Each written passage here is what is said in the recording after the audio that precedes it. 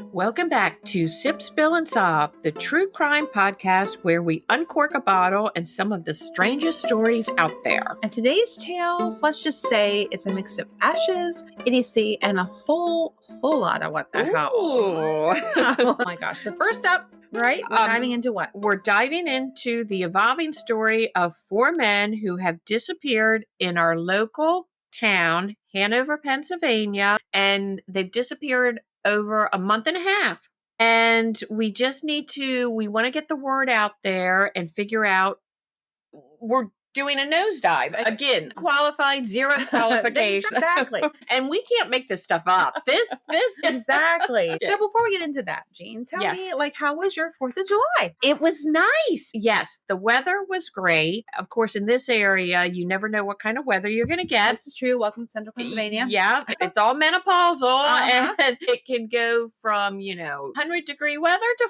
40-degree weather in one day. You never know what you're going to get. But the 4th of July, it was kind of low-key, but one thing about Pennsylvania, too, is we enjoy staying at home because anyone can put fireworks out, and you can just sit outside on our patio and we just watch the fireworks, and it was lovely. We don't have to fight traffic or anything like that. So nice. So, I remember because when we lived in Hanover, which I said, so today is like the 1-year anniversary from when I moved. To believe. I know. Oh my Sometimes it seems like forever, and it seems like just yesterday, Yeah. And I miss it terribly. But I remember beautiful place. we lived in on the corner of 4th Street and Summit in Hanover. So we were at the highest point of Hanover. Our house sat at the highest point of Hanover. I knew that. Yeah, and we had a balcony off of second floor, gorgeous, in the spare room, and you could see all over. So we could see fireworks, which is exactly what you're saying, from all over. It was so nice. But I have to say, we moved to Red Lion.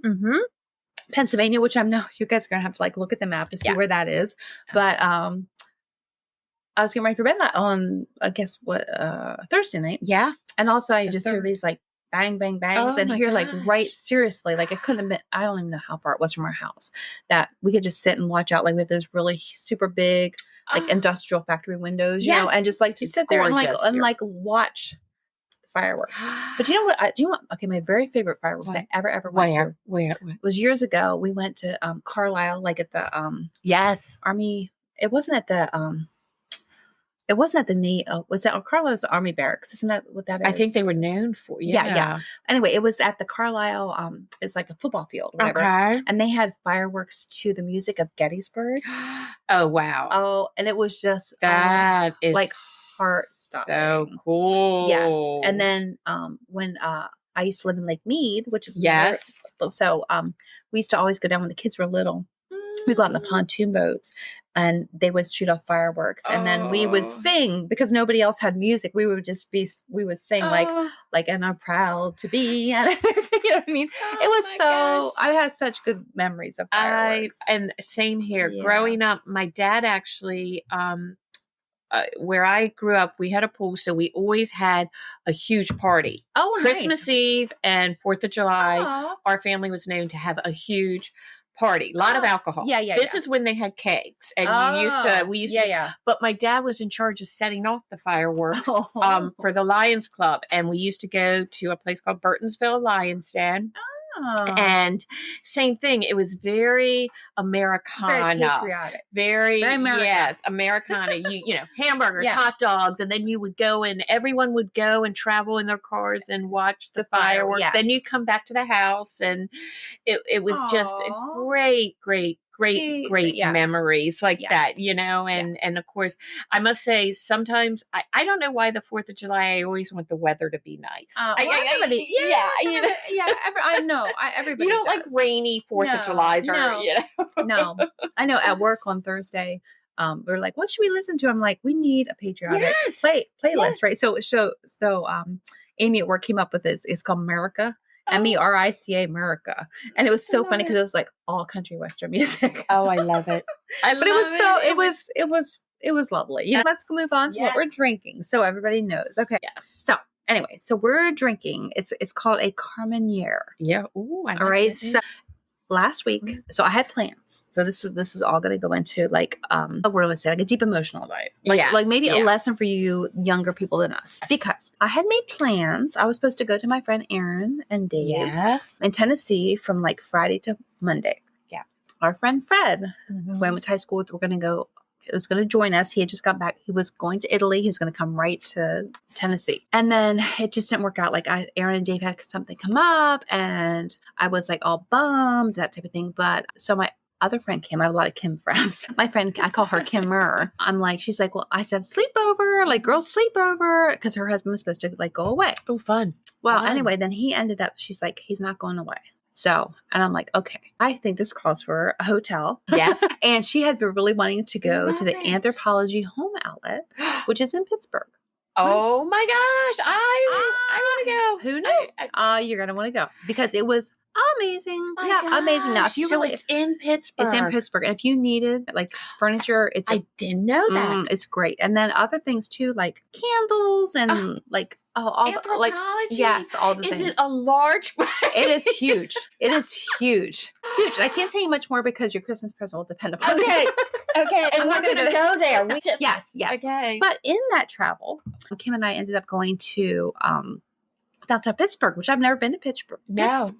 Like all the many years. I've been to the outskirts. I'm huge. Like I've been born and raised in Pennsylvania, never been to Pittsburgh. So we found this place. It was like a wine cellar, and it was RW Wine Cellars on Penn. Okay. Now they are actually, I think the wine is actually made in Butler. Okay. But this is the one of their like tasting rooms, right? So we went to this tasting room. Lovely. I know because we had pizza, which was amazing. Oh my gosh, we're gonna go. Yeah, we're gonna. I mean, it was it was the best pizza I've ever had. It was this little tiny little like alley kind of thing, but they had no alcohol. And I'm like, okay, I need some wine. And Kim's like, let's find you wine. So we found this place. So we met Craig Cobaway, and so he is Craig. Let's drink to Craig. Cheers, cheers to Craig. And he was so very kind, and he was very like, let us taste all the things, and he was very informative as to his wines. So I'm sure that you are aware, since we started this, that Pennsylvania wines, traditionally are just so sweet. So sweet, which I like. I've told you, even some of them are a little too sweet for my sweet tooth. Right. And when we say like, that'll be a great slushy, that's what we mean. Yeah. It's a little sweet. It's a little sweet. And I am personally, my mission in life is to convert Jean not only to alcoholism, but to enjoying a dry red. Yes. Enjoying a dry red. And I must say, I like this. Yes. Because you have to, I think what happens is like, you start as a baby wine connoisseur in Boone Creek. Boone's Bar. Dirt road drinking Virginia Slims. Smoking Virginia Slims. Oh my God. That was my high school years. Not me as a Baptist pastor's daughter. I cannot relate. But anyway, so, and I started with sweet wines. And then you kind of like mature into the dry reds, which is where I'm hoping to take you. Yeah. I'm in my teenage years. You are. Adolescent year. Yeah, and I'm basically menopausal past. The ghost of menopause past, menopause future. This is what happens when I hang around Kinky. But this wine is very good. So this is a Carmenere. I'm going to read you. So Craig said, email me and I will explain, because he gave me this fascinating story about this wine. And I was like, yes, because I was looking for some kind of a dry red from Pennsylvania. Now it's made in Pennsylvania, but a lot of times not a lot of times, but wineries will get grapes from other places and then do the process in Pennsylvania. Okay. You know what I mean? So anyway, so this one is, he said, hi, Keith. So it was a pleasure meeting you as well. Cause I'm like, hey, Craig, nice to meet you. He said, the wine you had was our wine cellar's Carmenere. Okay. A Chilean grape. 40% of the aging process is done in a whiskey barrel. A bio. And see, I like it. I'm not, that oak taste drives me crazy. When you open it up, you don't, you uncorked it. Yes. We did not smell the overpowering oak, which I think that's just us. I mean, maybe other people like I'm sure other people must, because they wouldn't sell wine. No, right. But we, whiskey, it was a whiskey barrel, providing it with a smoky, dark red fruit note. He said, I always say it is bold yet smooth. It pairs well with red meat, which I said when we recorded before. She doesn't. I don't drink wine with food necessarily. I just drink it. Yeah. with a charcuterie. Or, I don't know, it could just be a Kit Kat bar. Chocolate, you got your chocolate. And whatever, but I don't necessarily wait till dinner to pair it with a red meat. But I agree. Yes. A red with me goes with if I was meat. having a lovely dinner and I was like, over and I will prepare you a lovely prime rib, blah, blah, blah, blah. Yeah. And I would serve this wine. This wine, very good. Yeah, very lovely. And so anyway, so he says, and I thought this was so fascinating. This is why I asked him to email it. Yes. Because he says a Carmenere is considered the lost or the forgotten grape. It is a hybrid grape, hard to identify and extremely susceptible to disease. Originally one of the 6 noble red grapes of Bordeaux. Oh. Who knew? Yeah. We are getting such an education. We are. Oh, we. We're going to be, you're not going to be able to stand us. We're going to be such wine snobs. Oh, we are. In about a year. Give us a year. Yeah. And we'll be like, what do you mean you don't understand what we're talking about? It's a noble grape. I'm a slow learner, so give a year. When I think of noble grape, I think of like a Queen's Court in a night. I want to do my wave. Yeah. My princess yes. wave. Yes. So, okay, so it is one of the noble red grapes of Bordeaux. Mm-hmm. Doesn't it sound like a Monty Python skit? It does. Wait, this is the mighty noble red grape of Bordeaux, along with Cab Sauv, Cab Franc, hello, Malbec, and Petit Verdot. Oh, I'm impressed you are saying all these. In the 1880s, get this, a grape famine, hope you still my herd, was caused by a phylloxera, a louse, damn louses, that attacks the vine root. Carmenere was particularly affected by this, and they thought the grape was completely extinct, lost from the earth. Wow. How sad. I want to play sad music right here. Yeah. Maddie, can you play some sad music? Prior to the extinction, vines were brought into the Americas and grown in Chile for over 100 years, being mistaken for Merlot, right? The Chilean Merlot is just a little different, was the agreed upon explanation. So in the 1990s, genetic testing was done on the vines and found that this grape is not extinct anymore and has since been brought back to France and brought into California to limited degrees. Most is still grown in South America. Wow. Isn't that cool? It's very cool. And I must say, I actually think I like this more than I'm going to say it because a lot of people love Merlot. But it's so good. It's very good. So what is the name of this wine again? I'm sorry. So this is RW Cellars. Okay. Can you only buy it? Our wine cellar. In Pittsburgh? No. They have it online. You can buy it online. Yeah. And Craig, we're going to be coming to see. He said we could podcast there. Yes. Okay. We're gonna go. How fun would that be? And shopping. We may smell like a little bit like candles when we get there, Craig. But hello. But thank you so much for being so kind. And we hope that you're going to see us. Yeah, and possibly that this podcast goes viral and you get tons of sales because this is a really good, one of the better reds we've had from Pennsylvania. Oh, hands down. This is my favorite so far. Really, people, Pittsburgh is such a cute, it's small, it's huge, but. Well, I was surprised because it was easy on and off for where we went. Yes. And it was also, it's very it's older. Yeah. Because Pennsylvania's, it is. Yeah. I don't know. I wasn't in a lot of it. I thought it very quaint. Right. I will take you. You've never been? No. I've been only to the outskirts of Pittsburgh, so never. But I've only heard good things, about the city of Pittsburgh. So, hey, weekend getaways, people, head to Pittsburgh. I know. If only I liked the Steelers. Aaron Rodgers. Can I give a shout out to my son-in-law, Brent? Yes. Because he looks like Aaron Rodgers. Really? He's a huge Steelers fan. He does. And I think, funny. when Ed and I lived out in Chicago and they came to visit us one time. Did they come to visit us one time? No, something happened. Now I'm getting a little foggy on the dates. Did he come visit? I can't remember. But anyway, I just remember that people mistook. He looks that much like Aaron Rodgers. Wow. Yeah. So anyway, Brent, if you're listening to this, because most of our listeners seems to be female. True. Right. True. And so I think Brent likes, I think most men would. Yes. The more true crime, yes. Get down to it type of a thing. Yeah. Typical man. Yeah. Not necessarily us, but he has listened and he likes us. And so we're like, yay, Brent. Thank you, Brent. We need all the men we can get. Thank you, Aaron Rodgers. You remember those, what was the name of the insurance company that had the Aaron Rodgers on it? Geico. Was it Geico? Was it Geico? I know that was the Geico. No. Geico. Whatever it was, and they had an Aaron Rodgers double. Okay. And I'm like, oh no, he doesn't look like Aaron Rodgers. Brent looks like Aaron Rodgers. Okay. So anyway, there we go.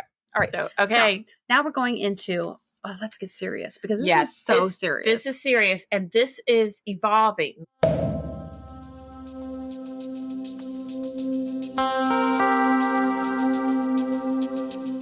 Like we said, it's our uncloaked mysteries. It's happening real close. Yes. It's happening in my town, Hanover, and Kiki used to live here. So this is where we podcast from Hanover. Yeah, we do. And this is a yes, this is a deep dive for us. Like this is the first, because we are totally unqualified, because we feel like we have zero qualifications to do this. Yes, but we are doing it anyway. We are doing it. We are. Okay. So if you find our bodies, I'm just saying, we delved too far. But it's also sad because we want to bring this to people's attention. Yes, absolutely. That's why we're doing it. Yeah. So bottom line is, since a month and a half ago, I would say the end of May, we in this area have had 4 men, not teenagers, not females, men go missing. 1 man, a little younger. I think he's 16. My notes have 16, so you're right. Either way, these aren't young boys. Yeah, the others have been in their late 30s, 40, which Kiki and I have sons, Joel, Jack, and Scott are all that age, and they're friends. Yep. And again, our town is not that big, so we want to get it out there. The local news channel, WGAL Channel 8, is just picking up on it. Now, this has been going on for a month and a half, and really there hasn't been much talk about it. I think initially nobody connected the dots. No. Because you were just like, this person's missing. This, it didn't seem like a common denominator. Now, okay, but now it is. I want to say too, we've reached out to the families, yes, and the families are very positive about us wanting to do this podcast and getting the word out there. Because so again, it's 4 men now. 1 turned up dead near baseball fields, which is where my sons used to play baseball all the time, but it doesn't look like it was suicide. Right. And it's going to take 6 to 8 weeks for the coroner to do the investigation. So it almost appears like his body was dumped there. It's like, it's random. Right. So I would have thought, had it been him, yes, I would have assumed drug overdose, because in Hanover we have a lot of that. We do. We're near Baltimore, very close to Baltimore, and we're kind of like on like a route, I would say, where that is like fentanyl, like heroin, all the things have been going on here. But anyway, so we would have assumed, but I think incorrectly so. But it happens. Yes. So he was Matthew Meredith, and with all of these, if I am saying names incorrectly, I don't mean disrespect, but 41-year-old male, and he was found dead in the woods. He had been missing. Well, he was found on June 11th after missing earlier. And again, they don't know the cause, but it does not appear to be suicides. The other missing men, 38-year-old Mark Hicks. He was last seen June on Pleasant Avenue. He's a loving father, and he stays in contact with his family. It was unusual for him to leave and not tell anyone. His brother, I believe brother's name is Richard. Again, I'm not sure, but his brother is on it. That he is trying to do search parties. He's drone. Yes, he's had drone. Oh, that's good. Yeah. And it's turning up like nothing. Vanished. And I think people don't understand, like, if you're not from the area. So Hanover, like, are we a city? Is Hanover a city? It's a small city. Let's just say that. And so it's very, very suburbia. So when you say he was missing from Pleasant Avenue or Pleasant Street, whatever, like that is like close to where I used to take yoga. There you go. Do you know what I mean? Like it's like not that it's like we have no drug districts or anything like that. So it's just, you walk to go to the store. You walk to go to the library, whatever, all the things. So it's so, I do just want you to get a feel of like of the town. Like it's very South Central Pennsylvania, very suburbia. Yeah. It's so then to just like vanish and him not being the only one. No. And then we have a 36-year-old Ben Garrett. And again, we have reached out to all the families. We will get more information, but it was short notice, but we want to get these names out there. Again, it just vanished. just right. And what I think is interesting, so Jeannie, she's like, I'm going to just reach out to these families. I'm thinking, oh my God, like they're going to be like so, like not offended, but like whatever. And they, instead of being like that, they were so thankful that somebody is reaching out, because it seems like now that nobody's taking it seriously. I think that it doesn't seem like, and we've also reached out to the Hanover Borough Police. We have not heard back. Okay. Just making that. Now, we haven't heard either way, but I know the local news channel also has not heard back. Right. From anybody. And I don't understand either when do you need to get the FBI involved? Right. I don't know. I'm not a law person. So, well, because, so we have this and it can be such a shit show. Sorry. This is going to have to be one of those episodes that has the little disclaimer. It's called Hanover Area Watch Group. Hawk, all right? Yes. And people on there can be so brutal. Like, I hate to post on there because people can be such assholes. But with this, like, people are saying, like, could this be another Jeffrey Dahmer? People are freaking out because it feels more of a serial killer situation. We're going to reach out and try to find out if these men knew each other in any way, but I have a feeling that there's not going to be that kind of connection. I feel like it's going to be random. It sounds like it. But how do you overpower a man? Yeah. I mean, we all have boys that are we have men as sons now, and these guys they look like they were in good shape. They did. Yeah. And then the last one was, now he was younger, but 16-year-old Keegan, I'm going to butcher that last name. Schweitzer. Yes. But again, he's not a young boy. No, it really brings questions, and it makes me think like it had to have been somebody who like lured them in some situation. However, I have heard stories, like my one friend that you and I have both worked with. She was at like the South Hanover Walmart one time, and she felt like she was being stalked. Like every aisle she went in, there was these same two men in that same aisle, right? And so she moved to another aisle, and there'd be the same two men in that aisle. And so she ended up talking to the manager of the store and asking him to walk her out. Good for her. Smart women, move. Young women especially, even older women. Right. And you get that with women, right? Yes. Because the sex trafficking. So that makes sense. But with men, that tends to take me to a little bit of a darker side. Yeah, and especially men who seems to be in pretty good shape. Right. The pictures I've seen, which we are going to post the pictures on our Facebook. Yeah. Anybody. I don't know, like our reach is not far at this point. But we want to help these families because they're saying to us we don't feel heard.